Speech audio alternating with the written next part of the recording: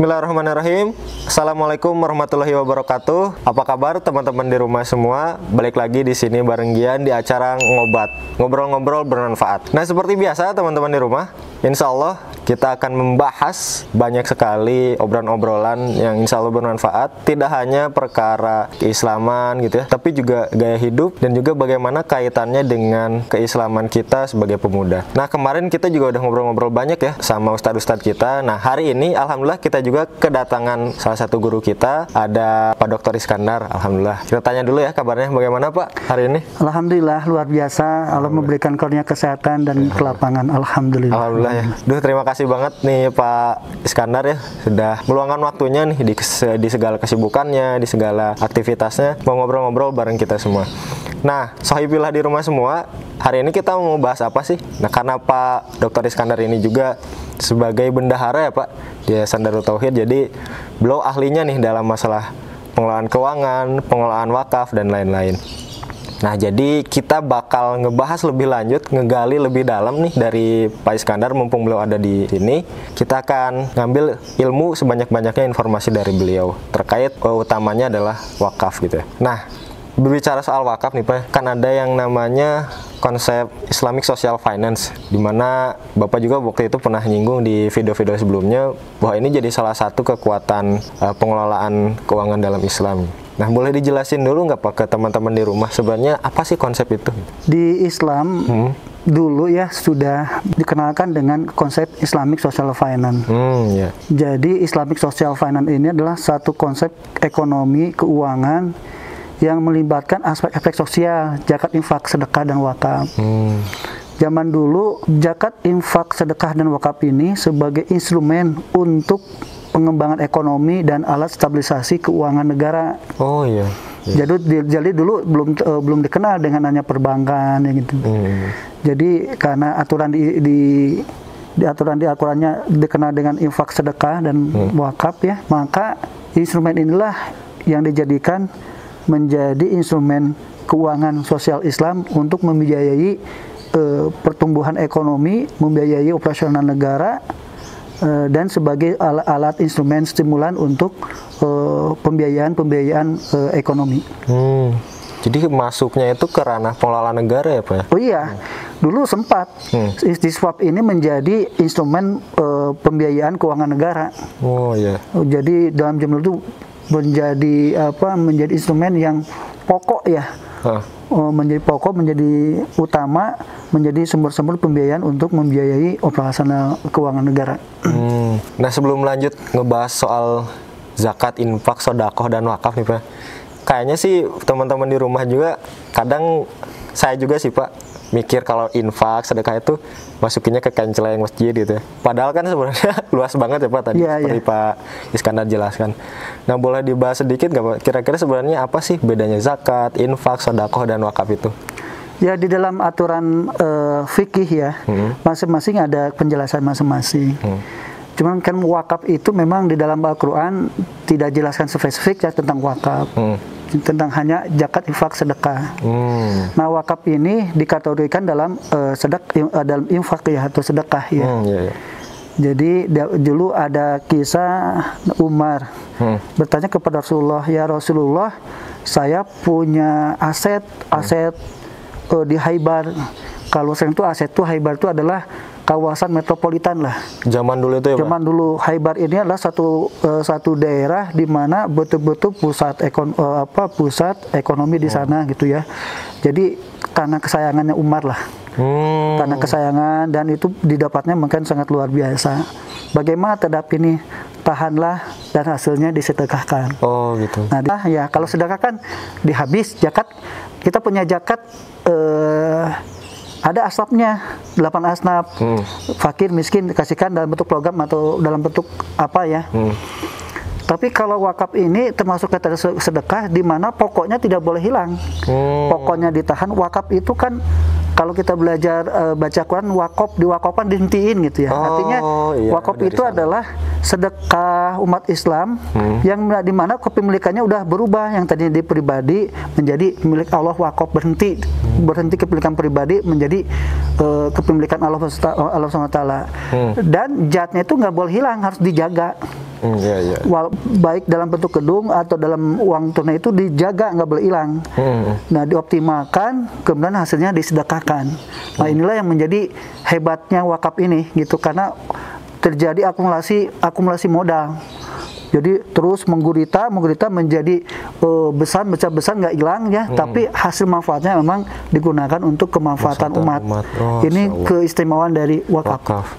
Nah, jadi teman-teman di rumah udah tahu ya bedanya, tadi udah jelasin sama Pak Iskandar. Ternyata memang wakaf itu punya keistimewaan sendiri nih dalam konsep Islamic Social Finance. Nah, berbicara tentang pemanfaatan wakaf nih Pak, dari zaman dulu tadi juga Bapak Iskandar udah jelasin banyak sekali. Nah, kira-kira sebenarnya cakupan pengelolaan wakaf atau pemanfaatan wakaf ini bisa digunakan untuk apa aja sih Pak buat umat itu?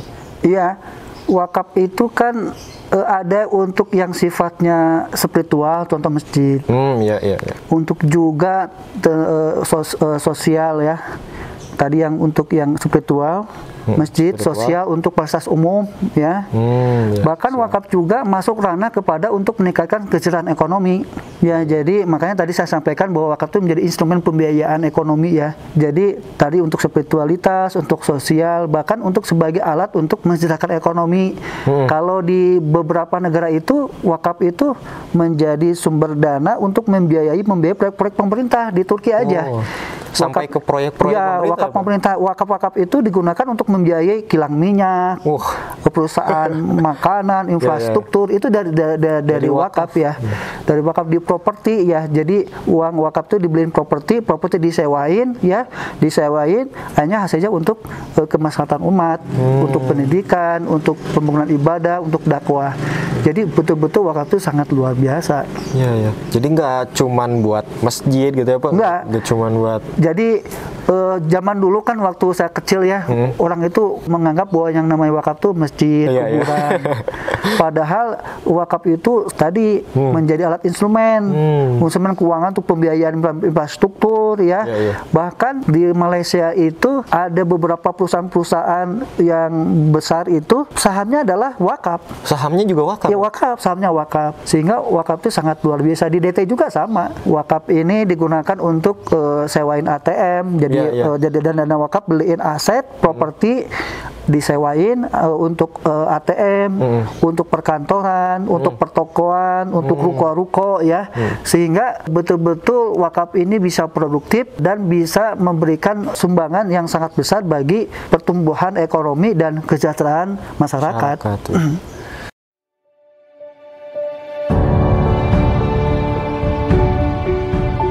Saudaraku sekalian, ini adalah kawasan Eko Pesantren 2 di daerah Parompong. Masya Allah, luasnya 4,6 hektar dan di sini akan segera dibangun masjid dan pesantren. Islam sangat serius untuk menjaga kelestarian alam, rahmatan lil alamin.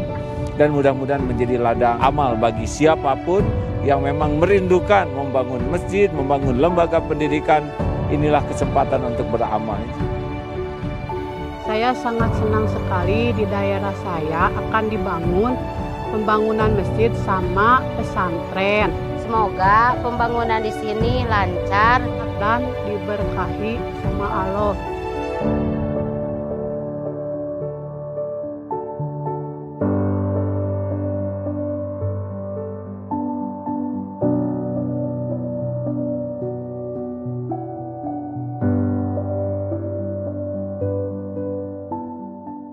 Masyarakat.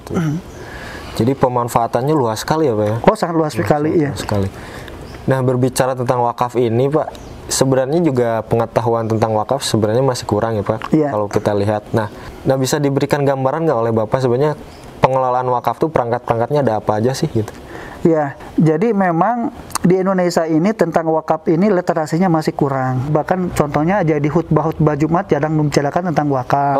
Di ceramah-ceramah bulanan ini ya. Padahal penting sekali ya. Ya, sehingga literasinya agak kurang. Sehingga pemerintah sekarang mencoba untuk terus mensosialisasikan tentang wakaf. Makanya dibikinlah namanya Badan Wakaf Indonesia ya. Badan Wakaf Indonesia. Dan Wakaf Indonesia ini tugasnya adalah selain untuk memberikan literasi atau sosialisasi tentang wakaf, juga Badan Wakaf ini diperuntuk pemerintah untuk membina lembaga-lembaga wakaf gitu. Nah, kalau perangkat-perangkatnya sendiri, kira-kira apa aja? Misalnya adakah, kan ada istilah nazir yang kayak gitu-gitu? Oh iya, ada. Jadi perangkat-perangkat tuh ada apa? Ada muwakif ya. Ada yang orang yang berwakaf. Orang yang di berwakaf Namanya muwakif ya? Ya kalau di Jakarta mujaki, kalau di wakaf tuh muwakif. Ada juga ada pengelolanya manajemen.